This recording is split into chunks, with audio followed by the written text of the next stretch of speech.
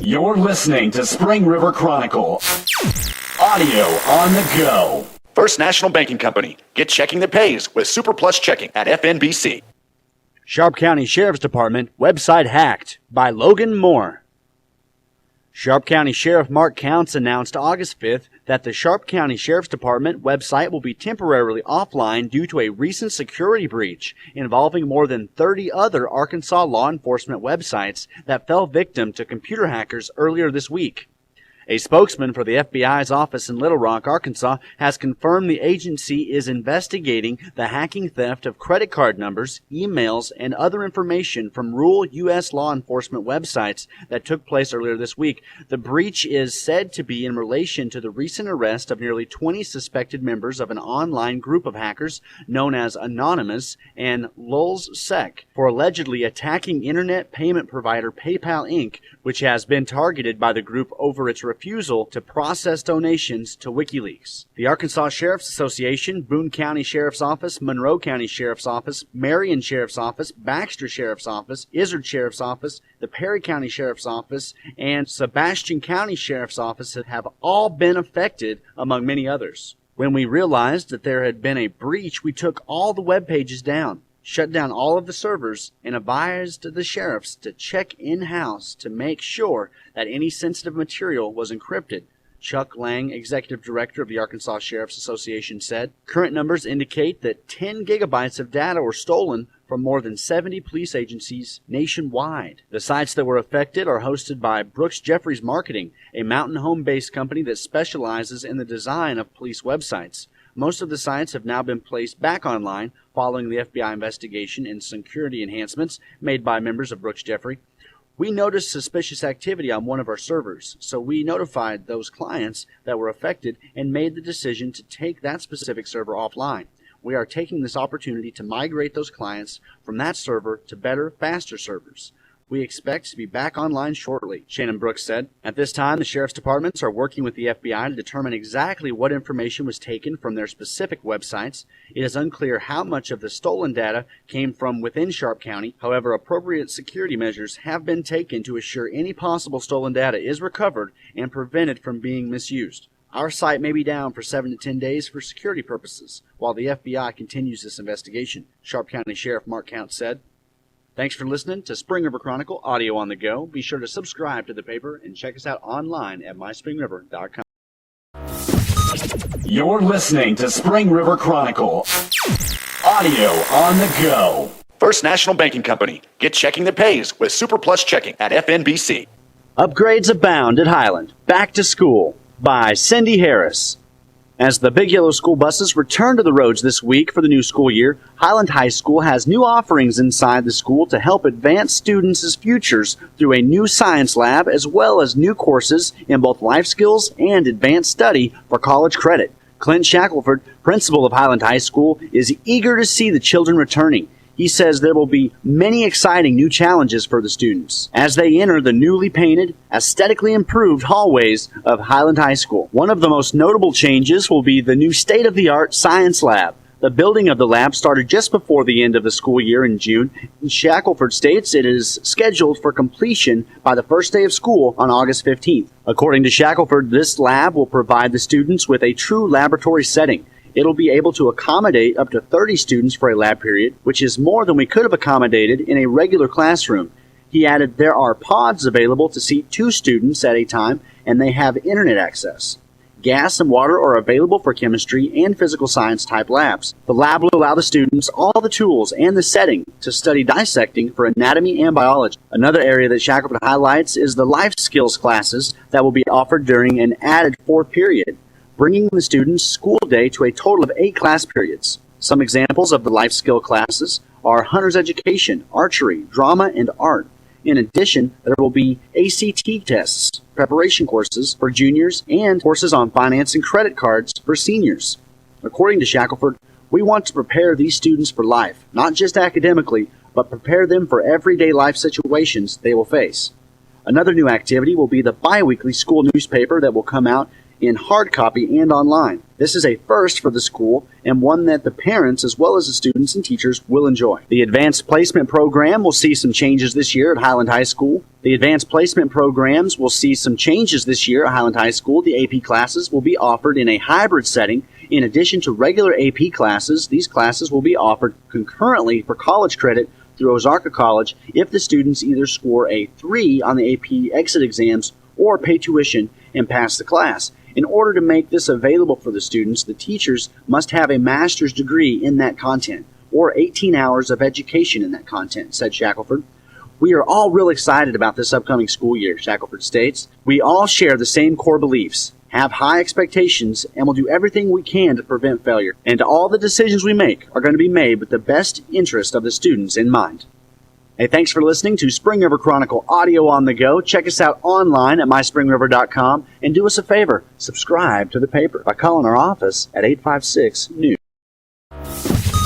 You're listening to Spring River Chronicle Audio on the Go. First National Banking Company. Get checking that pays with Super Plus Checking at FNBC. Sheriff appointment resolution passes. Citizens ask for more public input. The Sharp County Quorum Court passed a new resolution on August 8th enabling the appointment of a temporary sheriff in the case where the elected official is incapacitated. Sharp County Judge Larry Brown proposed the resolution which stated the conditions in the event of an emergency where the Sharp County Sheriff was incapacitated, how he or she would be replaced on a temporary basis. The court stated that the selected person will be ineligible to run for sheriff in the next election that would be held for a new sheriff. Although the resolution passed unanimously, there was discussion after the vote concerning the opportunity for the public to comment on the resolution before the voting by the Quorum Court. One citizen questioned the resolution, stating that the resolution was unclear as to the conditions under which the sheriff could be considered incapacitated. A point was also raised that the issue of public input before the vote was of great importance, as the public may want to question technical aspects of anything that might be passed as law in their county. We have to allow time for members of the public to get all the facts before anything is voted on. A member of the community has a right to all of the details beforehand. There seems to be an unnecessary rush on legislation, one citizen said. The court addressed the issue, stating that the agenda was made available to all members of the public before each meeting so they had knowledge of what legislation could potentially pass. Furthermore, the court agreed that allowing time to take opinions from the public after each resolution was read was an appropriate way of resolving the issue at hand. I would say that taking the time to address members of the audience after each proposal is a fair solution. This way, anyone can say what they feel is important before a vote, Sharp County Judge Larry Brown said. For more information on the Sharp County Quorum Court, please contact the Sharp County Courthouse at 870-994-7366. Thanks for listening to Spring River Chronicle Audio on the Go. Be sure to check us out online and be sure to subscribe to the paper. You're listening to Spring River Chronicle Audio on the Go. First National Banking Company. Get checking that pays with Super Plus Checking at FNBC. Hardy draws the line. Army Corps approves river repair by Thomas Estes. Late in the afternoon of August 9th, Hardy Mayor Nina Thornton secured permission from the Army Corps of Engineers to repair entrapments caused by recent flooding on the Spring River to protect river patrons. According to the Army Corps of Engineers, fatal incidents are up across the South. Flooding earlier in the year has made rivers across the region more dangerous. More vacationers are opting for less expensive ways to beat the summer heat, and these factors have combined to lead to more fatalities. Mayor Thornton recently spoke with the Army Corps of Engineers and after much negotiations has received permission to move rocks in the Spring River to fill the entrapments where several people have become trapped. Thornton first spoke to Tony Hill with the Army Corps of Engineers Emergency Response Mission, who advised a plan of raising awareness and educating citizens. Mayor Thornton informed him that wasn't going to cut it, saying, "We're a plan of action city. If there's a problem, we want to fix it." She was soon passed up the chain of command to Joyce Purser, Chief Regulatory Officer of the Army Corps of Engineers, who gave Mayor Thornton the go-ahead to use river rocks to fill entrapments created by recent flooding. Work will soon begin to fill these river hazards to provide people with the safest possible experience when they visit the Spring River. However, the repairs will come too late for one Spring River area visitor. A 15-year-old Jonesboro boy died beneath the falls at Buford Beach in Hardy on August 7th after becoming entrapped by the river's current. The body of Stephen Dennett III was recovered the next morning after the search was suspended when a thunderstorm came into the area around midnight. Sharp County 911 received a call at 6:14 p.m. advising them about the missing boy at Buford Beach. Detective Sergeant Ken Guidry was dispatched to Buford Beach, where he joined the water rescue team from the Hardy Fire Department and numerous other first responders. According to Guidry, I spoke to the boy's father and learned the family is from Jonesboro and was enjoying a day on the river. Guidry went on to state that Stephen was sitting on the falls with his father. Mr. Dennett got up and left to go rafting further upriver and left his son sitting on the falls alone as he didn't want to go rafting. Approximately 15 to 20 minutes later, Irene Munoz, a relative, heard what sounded like Stephen yelling for help. His family searched for him at the falls where they had last seen him, but could not find him. Munoz says they began to walk around the park and down the road looking for Stephen. They continued searching for 30 or 40 minutes before calling 911 for assistance. Shortly after sunset, Mayor Thornton was notified of the missing boy at 8:25 p.m. and was on the scene at 8:35. According to Mayor Thornton, when I arrived, it was a full-on search. They, the members of the Hardy Fire Department's rescue team, were in the river with a boat. There were at least 35 people at Hardy Beach to help with the rescue effort. When the search for the missing boy yielded no results, the searchers used flashlights to search the island in the middle of the river. According to Mayor Thornton, under the direction of Kevin Dentz, the Hardy Water Rescue Team used an underwater camera to search the falls for an hour before the storm rolled into the area around midnight. The thunderstorm made the already black water even more difficult to see through, and the high winds put the searchers in danger. The area was roped off, and officers stood watch all night. Authorities began searching at 6 a.m. August 8th, and at 8:22 a.m., the body was discovered in a hole beneath the falls. The Hardy Fire Department built an impromptu dam to divert the flow of the Spring River to aid the Hardy Water Rescue Team in recovering the body. A candlelight vigil was held for Stephen at the Nettleton Baptist Church in Jonesboro on August 8th. Thanks for listening to Spring River Chronicle, audio on the go. Be sure to subscribe to the Chronicle and check us out online at myspringriver.com. And please, share the... Hey, Jody Shackelford here. Let's take a quick look at your weather forecast. On August 10th, on Wednesday, it's clouds and sun with a thunderstorm possible, a high of 85 degrees and a low in the evening of 70 degrees. On Thursday, August 11th, we have clouds and sun with thunderstorms possible, 89 degrees. I'm just going to tell you right now, all the way until Saturday, they're calling for thunderstorms. So Friday, on August 12th, 91 degrees for your high, dropping down to 72. They're saying there's going to be some sun, but again, thunderstorms are possible. Saturday, kicking the height of your weekend, thunderstorms are going to be possible. 90 degrees for your high, dropping down to 67 for a low. But let me tell you, it's not going to rain on your parade all weekend, because on Sunday, whether you're heading to church or you're heading to the river, it's going to be mostly sunny and nice. 92 degrees for your high, with a low in the evening of 65 degrees. Now Monday, starting off your brand new week on August 15th, partly sunny and pleasant, with a high of 87 degrees and a low of 63. Hey, do me a favor.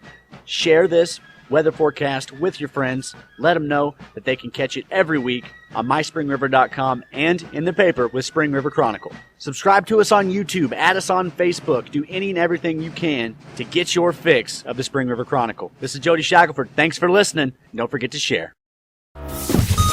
You're listening to Spring River Chronicle, audio on the go. First National Banking Company. Get checking that pays with Super Plus Checking at FNBC. Ash Flat Ballpark receives new facelift by Logan Moore. The Ash Flat Ballpark, located on Nix Ridge Road, has a new sign welcoming visitors as the result of a $1,000 grant given to the city from the Sharp County Community Foundation on June 12th of this year. The park is a popular destination for local families and is the home of many sporting events throughout the year. The location also features picnic areas and playground equipment for ages 2 to 12. We have always worked hard to keep the park a clean and up-to-date family destination. The sign is a great addition to the place we, as a community, take pride in, Ash Flat Mayor Danny Tross said. The park was created in the 1970s and has continued to grow over the last 4 decades with the help of many donations. Organizations such as the Sharp County Community Foundation continue to make the growth of this attraction possible. The foundation partners with local families and businesses to build our community through philanthropy, one foundation member said. The sign is the result of many hard-working people attempting to better their community.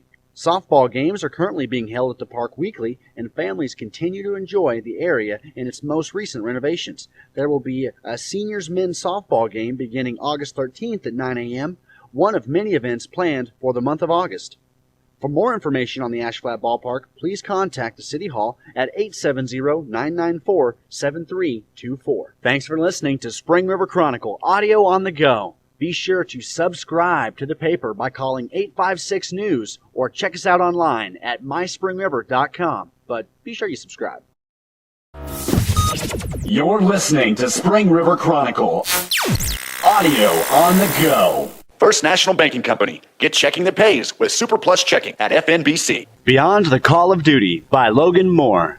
The Hardy Fire Department has taken on the duty of managing the Hardy RV Park located near the entrance to Loughburg Park after flooding damaged much of the property in early March. While this is a task beyond the scope of normal department activities, according to Hardy Fire Chief Carol Traw, it was a welcome project. It was work, but we knew what needed to be done, and each of us got started on making it happen, Hardy Fire Chief Carol Traw said. According to Hardy Mayor Nina Thornton, she asked the fire department if they had any suggestions regarding park management. After discussing the need and impact the park has on local tourism, the department offered to run the park themselves. In April, the Hardy City Council voted to allow the fire department to run the park, and soon the volunteers met and renovations began. The renovations included painting, installation of concrete bumpers for customer parking, and cleanup of debris from previous natural disasters.